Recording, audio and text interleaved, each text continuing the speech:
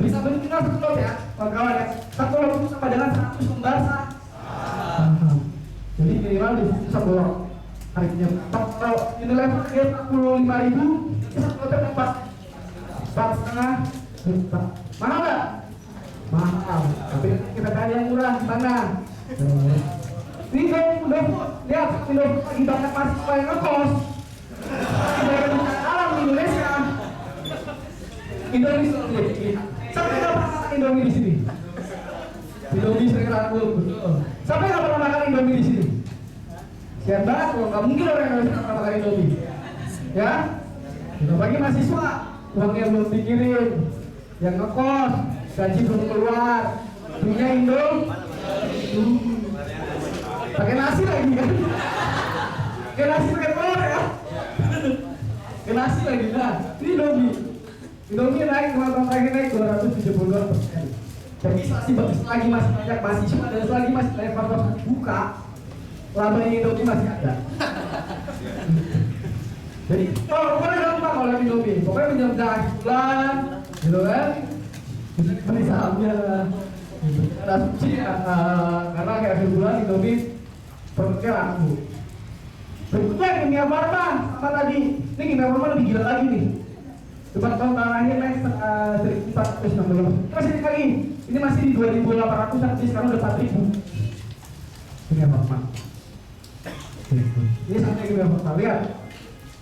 Nah, tadi yang bagus-bagusnya tuh. Kalian kenal semua nggak bagusnya Kimia Farma? Nah, tahu? BCA? Tahu. Wijaya Karya? Tahu kan, perusahaan BUMN. Terus GoFood? Tahu banget. GoFood cuma Kimia Farma ya GoFood. Terus kamu tahu? Tapi tahu nggak ini? SDRO, Bitel, terus Bumi tahu nggak? Enggak. Lihat sahamnya, turun nggak? Gampang pilih saham. Bila perusahaan yang kalian tak, gampang. Susah nggak? Enggak. Lihat aja di rekening kalian melakukan berkat kuliah naik motor atau mobil. Berkatnya siapa? Astra sahamnya jual belikan nggak? Ada. Gitu kalian bangun tidur, mandi nggak? Sampoan nggak? Sampoan. Sarapan pakai Indomie. Jadi secara kalian nggak langsung kalian beli perusahaan, kalian menyumbangkan laba ke perusahaan tersebut. Yang diuntungkan siapa? Pemegang saham. Kalian pegang nggak sahamnya? Nggak beli. Di sini, oke? Nah, belilah perusahaan yang kalian kenal perusahaannya. Itu bukti nyata kalau kenal perusahaan seperti ini nih. Urut. Nih, pernah nggak sih kalau kayak gini? Pernah. Ini ada grafiknya yang kita lihat di grafik kan, grafik. Saya pernah tahun 2013 saya beli saham yang perusahaannya nggak saya kenal. Hari pertama dia turun, kata teori gini, oh kalau turun dia akan naik lagi, dan kayak gitu. Tapi saya nggak kenal perusahaannya. Hari pertama saya beli sahamnya. Hari pertama sahamnya turun 5%. Besoknya turun lagi 3%. Besoknya turun lagi 7%. Jadi total udah banyak banget turunnya. Besoknya lagi turun lagi. Saya bukannya saya langsung upload, saya jual karena saya sempat dengan apa turun pasti bakal naik nih. Ternyata malamnya saya mencek kan sampai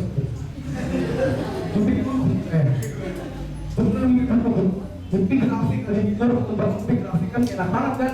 Terus saya kan langsung kita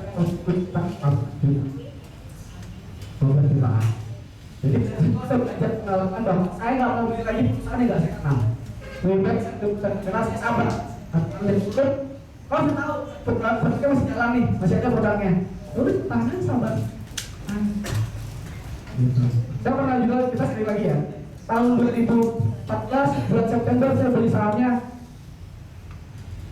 Ada iklannya di TV Java. Ada iklan di TV. Saya beli Sosis, gitu kan.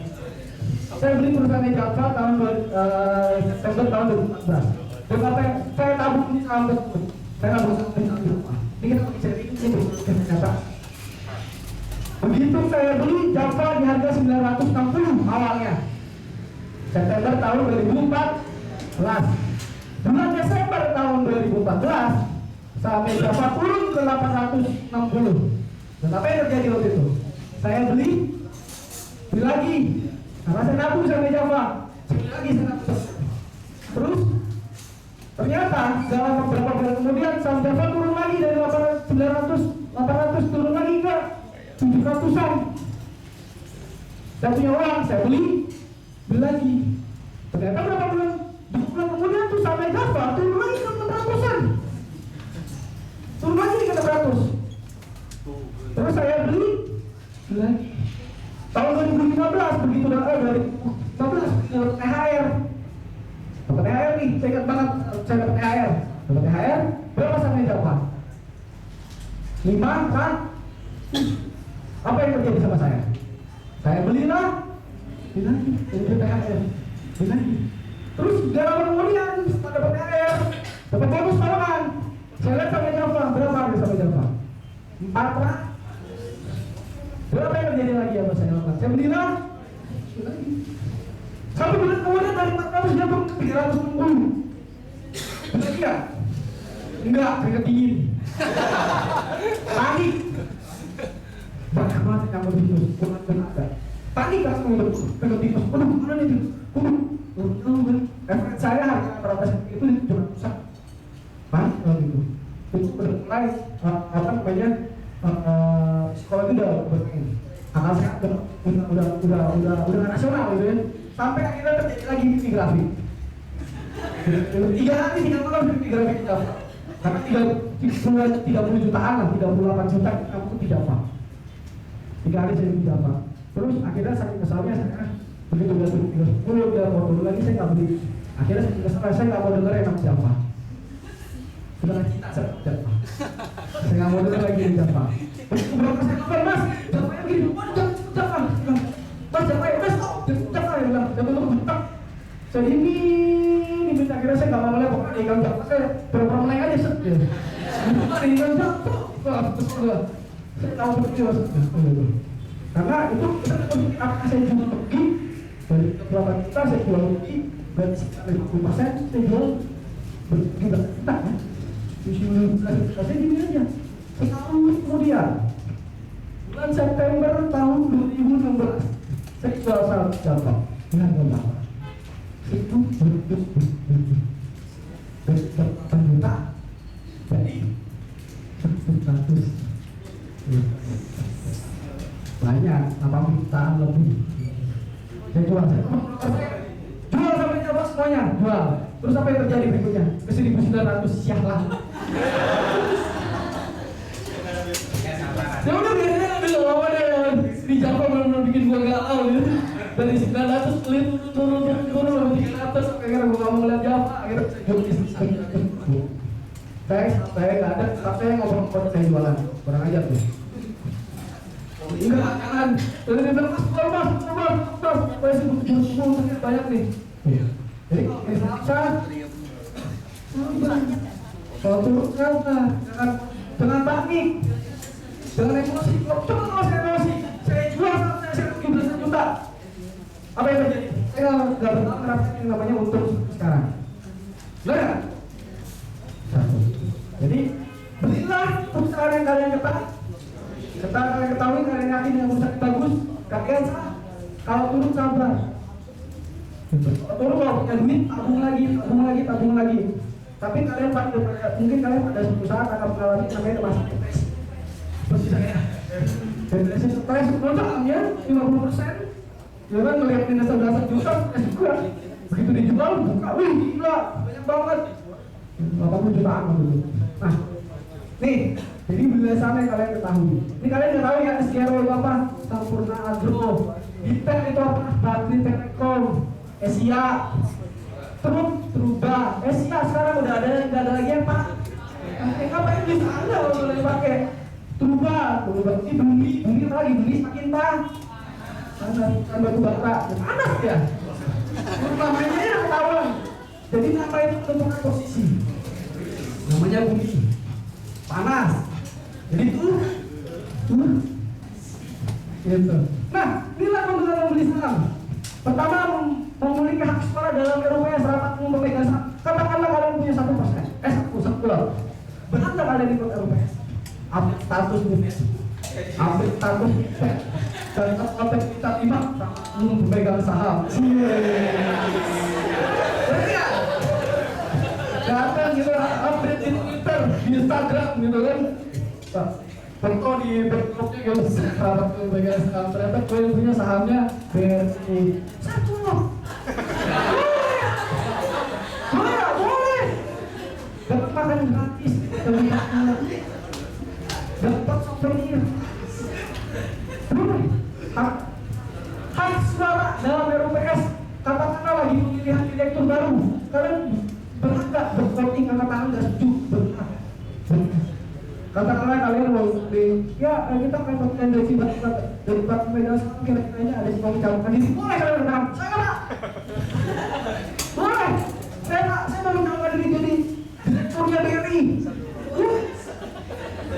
Boleh. Ternyata boleh. Jangan gila lagi ya.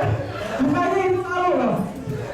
Boleh nggak? Boleh. Hak yang sama di rapat umum pemegang saham. Boleh. Mau jadi direktur, mau jadi komisaris, silakan angkat tangan. Saya mau melamar jadi direktur. Saya mau melamar jadi sekretaris. Komisaris. Boleh. Kalau ya, bapak kamu. Lihat. Oh iya, bapak petambungnya mas. Dalam itu Pak sekolah saya dulu. Kayak gitu. Boleh. Jadi seperti saya punya kisah ini. Kita bagi kalian yang mau cari kerjaan di apa dulu megang bisa. Saya nyata teman saya, namanya A. Saya nggak boleh nama ya. Namanya A. Namanya tempatnya A. Dia lulusan University of Sweden. Teman saya juga kita kenal lagi bangun di Singapura. Jadi dia itu investor saham di saham Astra. Dia suka banget sahamnya Astra. Si A ini suka banget di sahamnya Astra. Tahun 2012 itu dia lulus kuliah. 2010 dia nggak kerja. Belum kerja karena udah cocok sama dia. Dia datang ke rapat umum pemegang saham Astra. Anaknya pintar banget si A ini. Dia laporan keuangan, pintar keuangan, saya lihat pintar banget. Jadi dia pegang saham Astra lumayan banyak, hampir semua 80-70% dari total portofolio saham dia pegang saham Astra. Tahun 2012 Astra baru PS, dia mengatakan diri PS. Nama saya, Pak, saya boleh kasih masukan nggak buat Astra? Menurut saya Astra ini akan terjadi pengamatan dari dia berdasar partsnya Astra, 6 parts Astra, mulai dari Astra itu banyak ya. Misalnya ya, ada Astra Lestari, terus juga ada Ali, Astra Lestari, terus ada 6 pokoknya Astra. Industri Tractors itu juga punya Astra. Dia bedah semuanya sampai rencana waktu itu Astra dengan Bank Permata dia bedah. Dia ngomong di rapat pemegang. Menurut saya begini, begitu berdasarkan data yang saya punya untuk ini. Wah, keren banget. Terus begitu selesai rapat pemegang, dia disamperin sama corporate secretary-nya. Mas, namanya siapa? Kayak gimana? Oh, saya investor. Saya investornya Astra. Ini buat kita pakai pekerja. Seminggu kemudian dipanggil sama Astra buat interview di Astra. Dan sampai saat ini dia menjabat sebagai financial Astra. Financial strategi Astra. Gitu. Dia memegang salah satu financial strategi Astra untuk 6 perusahaannya. Dari rapat memegang. Begitu saya ketemu sama dia tahun 2015, terus pegang sama Astra? Enggak, ngapain gue pegang sama itu? Najis dulu. Benci dia sama Astra. Kenapa benci? Ya iya, ternyata gue udah masuk kerja di dalam ya gitu. Kenapa gue dipes banget segala macam. Jadi gue gak pegang sahamnya gitu. Oh, gue benci banget tuh sama Astra. Karena benci banget tuh. Dapat tuh pemegang. Boleh enggak ya? Kalau cari kerja ya, tapi yang jelas bisanya ya. Kita katakan lagi nih, kalau yang tangan ternyata bisanya nggak jelas. Menurut saya bisnisnya ini nggak layak pak, ini segala macam. Lo nggak lagi barang, mungkin jangan gila gitu. Kan punya hak yang sama di rapat umum pemegang. Mereka ya, saya juga kadang-kadang kayak gitu. Lagi ada kerjaan, ada kerjaan, datang biasanya nih. Dapat foto gitu kan, di bengkel sampai sama pemegang saham. Teman-teman saya bukan dari pakai tamu kecil nih punya saham ini. Oh iya dong gitu. Bangga, tapi kalau di orang yang market sama-sama, cari makanan gratis gitu ya gitu. Kalau dia lagi cari makanan gratis, makan gratis. Enggak ada kita apa? Profit itu bagi para pemegang, bagi bagi perusahaan, dia harus membagikan keuntungan dari laba bersihnya kepada para pemegang secara struktur. Karena katakanlah saklok, maka berkait kalian dapat persen. Jadi selain LPS ada dividen. Capital gain itu apa? Capital gain itu keuntungan dari sisi jual beli. Nah, katakanlah kalian beli saham di harga 500, kalian jual di 600, selisih dari 100 yang itu adalah capital gain. Itulah capital gain. Ini pohon yang bertumbuh di investasi apapun memegang saham, semua diketahui memegang saham kalau mulai ikut capital gain. Dan terakhir adalah sleeping partners, teman mas ketika nikah teman tidur saham. Teman tidur artinya apa? Kalau kita tidur uang kita terus buatlah uang yang bekerja untuk anda. Anda bekerja untuk walaupun saya bekerja untuk tapi uang seperti tidur anda. Dari duit saya investasi. Jadi biar tidur. Ya kalau misalkan sahamnya naik sih tidurnya nyenyak ya. Kalau sahamnya turun tidurnya grafik kayak gue. Repot urusannya gitu. Jadi ya tergantung kalau misalkan sahamnya naik ya. Nah ini risiko dalam berinvestasi saham. Capital loss apa? Kerugian dari jual beli sangat. Katakanlah beli di 500 jual di 405. Adanya kerugian di situ. 50 rupiah. Tidak memperoleh dividen. Kenapa tidak memperoleh dividen? Ada dua alasannya biasanya. Kenapa tidak memperoleh dividen? Perusahaannya tidak untung. Jadi kalau dari perusahaannya untung. Kalau perusahaannya rugi nggak mau dividen. Biasanya kalau BUMN itu bagi 30% dari total keuntungannya untuk para pemegang saham. Unilever lebih gila lagi, 99% keuntungan Unilever dibagikan untuk para pemegang saham. Sudah 90%. Tapi kalanya ini perusahaan tidak bagi dividen. Alasannya apa? Return earning, laba kita untuk apa? Untuk ekspansi lagi, untuk bayar utang, ekspansi ada alasannya banyak. Tapi carilah kalau misalkan jadi bagi dividen, carilah perusahaannya labanya ditahan tidak bagi dividen untuk yang ekspansi lagi. Bagus. Suspend ini apa? Suspend ini katakanlah perdagangan diberhentikan oleh Bursa Efek Indonesia, tapi nggak bisa diperjualbelikan sahamnya. Bisa nggak? Bisa. Kenapa sahamnya tidak bisa diperjualbelikan? Berarti perusahaan tersebut melanggar aturan. Biasanya mungkin sahamnya naik terlalu tinggi banget, tapi tidak ada alasan yang jelas. Karena kenaikan saham kan ada alasannya ya. Berarti dia ekspansi atau labanya bagus, ternyata dia naik tinggi, naik tanpa ada alasan yang jelas. Itu bisa. Sampai manajemen ngasih surat ke bursa atau sampai manajemen memberikan klarifikasi kenapa harga sahamnya naik terus atau turun terus harga sahamnya juga bisa disuspend karena tidak adanya indikasi yang jelas. Kalau dia turun karena dia rugi dari untungnya dia rugi sih wajar, tapi kalau dia turun tanpa alasan yang jelas biasanya disuspend. Atau biasanya juga perusahaan publik itu wajib menerbitkan laporan keuangannya per kuartal. Katakanlah dia nggak menerbitin laporan keuangannya, bandel nih, dia nggak publis laporan keuangannya, dia nggak publis secara informasi perusahaannya kepada publik. Gitu. Jadi informasi material ya, informasi material itu harus disampaikan kepada publik. Ada pemegang saham kepada publik. Itu yang disebut sebagai perusahaanku terbuka informasi. Dia tidak terbuka informasinya kepada publik. Ada terjadi satu perusahaan yang tidak terbuka informasinya biasanya disuspend sampai manajemen memberikan klarifikasi.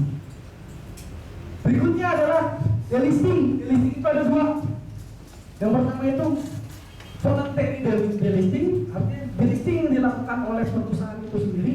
Dan yang kedua adalah forced delisting. Jadi kalau yang disukai oleh investor itu adalah yang pertama voluntary delisting. Artinya perusahaan dia nggak mau lagi sahamnya diperjualbelikan ke masyarakat. Kalau sahamnya tidak mau dia lagi diperjualbelikan ke masyarakat, otomatis dia harus beli sahamnya di masa. Dia harus beli balik nih. Karena dia nggak mau dikatakan, saya beli saham, saya punya perusahaan. Gue nggak mau berpraktik lagi deh. Tapi saat itu baru dipabrik. Karena gimana? Berarti gue beli semua yang di pabrik. Kalau gue beli semua yang di pabrik, gue beli di harga mahal apa yang murah? Mahal, lebih mahal daripada harga price, lebih mahal daripada harga market, lebih tinggi. Karena kalau saya katakanlah saya beli saham saya harganya 120.000, saya beli di 15.000, mau lepas nggak? Nggak mau, masyarakat pasti nggak mau. Biasanya yang terjadi tahun 2013 ada satu emiten, saya lupa namanya, harga sahamnya itu 12.000. Terus manajemen RUPS dia menyatakan di situ RUPS, kita mau beli semua saham kita yang ada di kita mau beli perusahaan yang berubah. Jadi sahamnya kalau saat kita tidak beli, kalau sahamnya kita 12. Atau kasusnya Aqua tahu? Aqua dari Berkaya Danun, dia dari Go Public jadi private. Beli semua sahamnya. Kalau nggak salah itu misalnya di 400 ribuan. Harga sahamnya waktu itu masih 80. Kalau nggak salah ya. Kalau maaf waktu itu belum investasi saham, kasus sama Aqua. Kita lanjutin aja. Itu namanya voluntary delisting yang dilakukan oleh perusahaan tersebut. Yang kedua, forced delisting.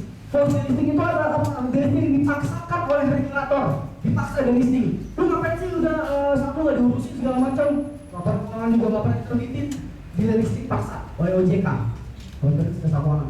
Biasanya kalau delisting paksa itu rugi yang punya sahamnya, rugi. Ngapain lu? Ya otomatis delisting saham kita nyangkut bukan udah kita tetap punya kan kita di sini. Biasanya kita kadang-kadang di sekuritas, Pak ini otoritas penanganan ini dibagi, perusahaannya udah private, penjelasannya udah diberikan, tapi nasabah itu klien itu masih punya sahamnya, sama saham kopi itu, saham kopi. Itu pun dari pusat, sama saya, Mas, ini nasabahnya masih punya saham ini, manajemennya mau beli sahamnya. Karena udah mendapat dagangan ini di market. Oke, ya udah, pengen teman nasabahnya, Bu, ini sahamnya mau dibeli sama kopi, Ibu masih pegang kan, mau nggak? Mau, kita deal. Jadi jual, beli, tidak lewat ya, karena sudah lewat proses DPI, administrasi efek, gitu. Likuidasi itu dilikuidasinya maksudnya bangkrut. Rugi nggak? Kontaknya bangkrut. Rugi. Tapi gimana caranya? Makanya tadi bila perusahaan yang kalian tahu, katakanlah kalau Astra bangkrut, mungkin nggak? Mungkin aja saat semua orang di Indonesia jalan kaki. Mungkin aja. BNI bangkrut mungkin nggak? Mungkin aja saat Indonesia bangkrut. Unilever bangkrut mungkin aja saat jadi mana? Kalau Bepom bangkrut mungkin aja saat semua orang udah jadi bebas semua nggak pernah sakit. Jadi perusahaan yang memang revenue dan proyeknya baik diputuskan oleh masnya, kuncinya itu. Tips perjalanan Indonesia menggunakan aset nasional ada saya bilang perusahaan dengan market yang cukup besar, artinya baik diperlukan oleh masyarakat. Pemilik dan manajemen memiliki reputasi yang baik. Memiliki tukang main judi mau nggak? Enggak. Dari sisi manajemen yang baik, perusahaan selama 5 tahun terakhir melalui profit bisa bertumbuh di sekitarnya. Ini aja. Profit di dalam. Gunakan alat sehat operasional itu apa? Ini perusahaan yang kalian tahu. Produknya ada di sini macam. Bagaimana cara memulai menabung saham? Buka rekening di perusahaan efek. Rekening efek, PT Mega Kapital Indo. Bisa tempat saya berusaha sekarang. Kita tentukan nominal dana yang disisihkan untuk menabung saham. Jadi gini kawan, kuncinya sukses itu apa sih? Kunci sukses itu apa? Disiplin. Kunci sukses itu disiplin. Kunci sukses di investasi itu apa? Disiplin. Disiplin itu bagaimana? Disiplin kita terhadap perlakuan investasi kita. Saya disiplin tiap bulan saya harus sisihkan penghasilan saya buat investasi. Nggak perlu gede, disiplin cukup 100.000 rupiah bisa. Kebetulan makanya tadi Pak Rajun bilang kan investasi saham harus kayaknya sekarang cukup 1.000 rupiah kan loh saham. Kalau dengan nominal 100.000 kalian bisa beli saham di bawah aja sekarang 1.000 tiap bulan. Kalau sisihkan aja tiap bulan 100.000 atau kalau nggak punya duit 100.000 tiap bulan ya kasihan deh lo gitu ya. Gak punya duit tiap bulan ya 2 bulan sekali nggak apa-apa. Kamu di situ 2 bulan sekali nanti di situ satu di situ. Tentukan saham yang ingin ditabung, beli aja satu terus. Setor dana secara rutin setiap periode, setor dananya. Setiap periode, katakanlah tadi ya, di situnya ada 2 bulan sekali, setor dananya 2 bulan sekali, beli saham 2 bulan sekali, 1 bulan sekali ya mau silakan, yang penting disiplin. Beli saham secara rutin setiap periode, mulai menabung saham. Nah ini ilustrasinya. Simulasi keuntungan Abu Salam jika memakai historical data based on 10 years dari tahun 2005 sampai 2015. Katakanlah cukup rupiah. Ini YNS. YNS itu adalah cusnya banyak saya.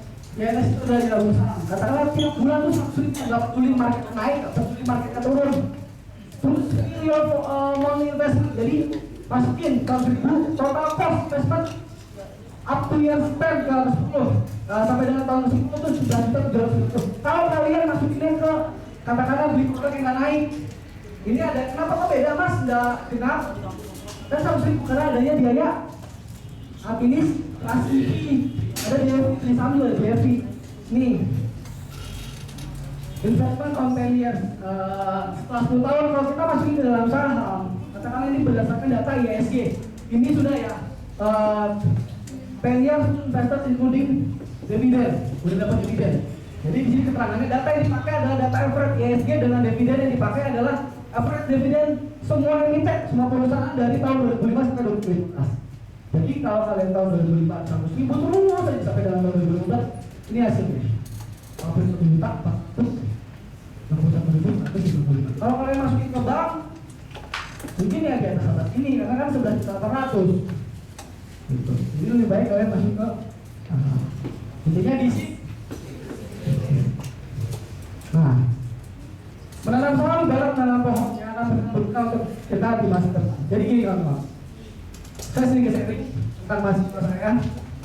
Jadi tahun 2014 ini saya catat juga tahun 2015. Tahun 2015 saya ngajar di Universitas Udayana. Itu saya cukup kejam kepada mahasiswa saya. Kenapa? Saya wajibkan mereka buka akun semuanya. 100.000 ya, isikan saham. Sebetulnya berapa? Udah dapat ilmunya. Saya ngajar itu ambil keuangan sama ilmu ekonomi, tapi saya selipkan gimana cara investasi di saham. Wajib semuanya buka. Ada 3 kelas buka sukunya. Kalau nggak buka, nilainya saya kurangin. Kalau buka, nilainya saya naikin. Kejam nggak?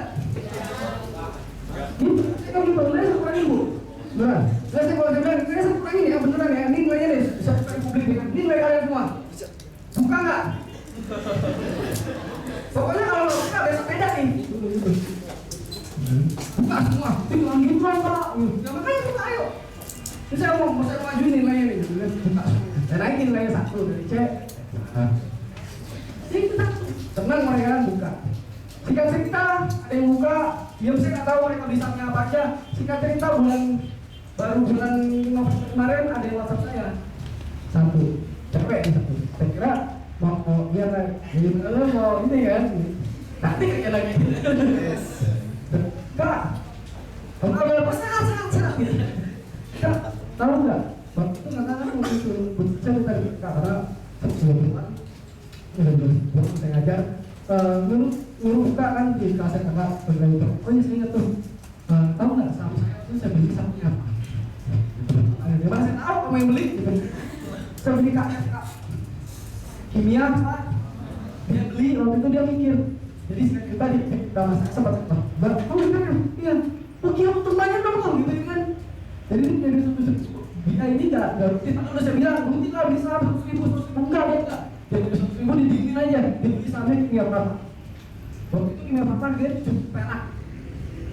Kenapa dia beli kimia berapa? Dia cuma cek handphone berapa? Beli kimia berapa? Iya, saya lihat berita tentang kimia berapa. Ini apa? Sorry, kimia berapa?